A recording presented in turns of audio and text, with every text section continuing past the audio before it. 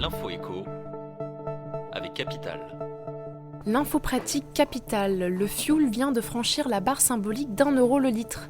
Autant dire que l'hiver risque de coûter cher aux ménages qui utilisent ce mode de chauffage. Pour réduire la facture, plusieurs solutions existent. La première consiste à bien déterminer s'il faut du fuel ordinaire ou du fuel supérieur. Le fuel ordinaire vous fait économiser 2 centimes au litre, mais il ne résiste pas aussi bien au froid que le fuel supérieur. Deuxième conseil, privilégiez un remplissage complet de votre cuve plutôt que partiel. Vous économiserez ainsi sur le prix au litre. Découvrez d'autres conseils dans notre article sur le site de Capital.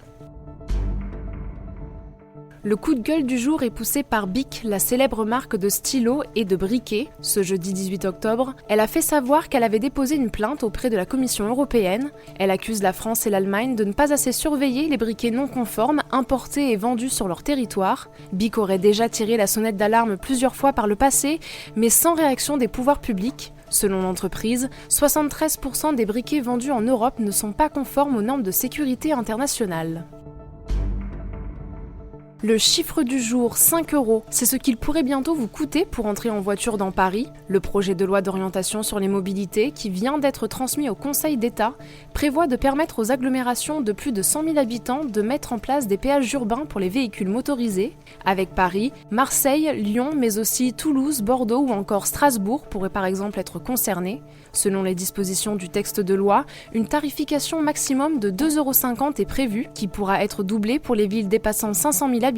Par ailleurs, les véhicules qui ne seraient pas considérés comme légers pourraient voir leur droit d'entrée multiplié par 4, soit un péage de 20 €.